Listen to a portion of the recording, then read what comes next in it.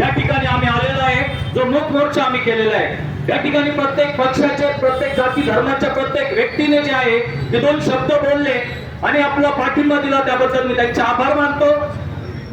हे या ठिकाणी जे ख्रिस्ती समाज जो जमलेला आहे हा कुठल्या पक्षाच्या विरोधामध्ये नाही, कुठल्या जाती धर्माच्या विरोधामध्ये नाही, तर जे पण गोपीचंद पडळकर यांनी ख्रिस्ती धर्मगुरू यांना मारण्याची जी 10 लाखाची 11 लाखाची सुपारी दिलेली आहे त्याच्या विरोधामध्ये आम्ही या ठिकाणी निषेध जाहीर करण्यासाठी आम्ही जमलेलो आहे।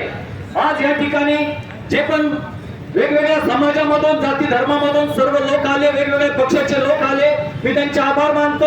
कारण या ठिकाणी त्यांनी जो पाठिंबा दिलेला आहे तो आम्हाला हे दाखवत आहे की आम्ही योग्य मार्गावरती चाललेलो आहे। जो निषेध आम्ही करत आहे, ज्या गोष्टीचा आम्ही विरोध करत आहे, आम्ही योग्य ठिकाणी आहे। मागच्या काही दिवसामध्ये एक जालनामध्ये जो मोर्चा निघाला त्याचं एक हँडवेल होतं आणि ते हँडवेल जे आहे की मी स्टेटसला टाकलं।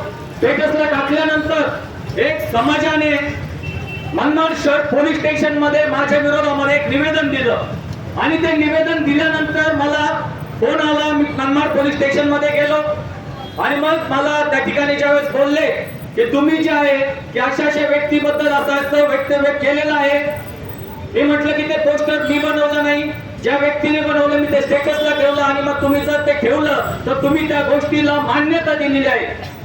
आणि मग मला नोटीस 164 प्रमाणे मला नोटीस देण्याचं काही झालं।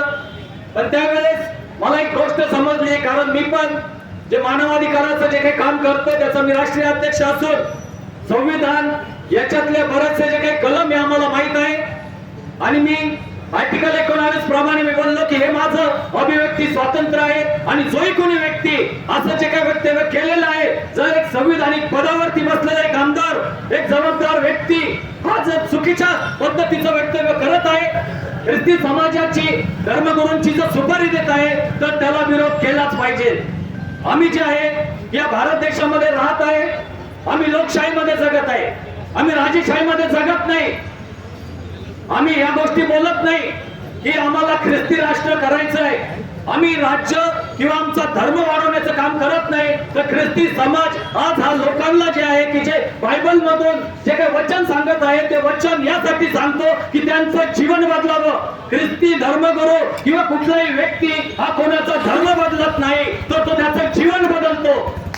आज या ठिकाणी बरेचसे लोक पूर्ण महाराष्ट्रामध्ये, भारतात, जगाच्या कुठल्याही कानाकोपऱ्यामध्ये जा, आज पडळकरांची काही धमकी दिलेली आहे, पण एक ख्रिस्ती समाजात आज जे काही लोक आहेत त्याचा इतिहास त्यांनी बघावा।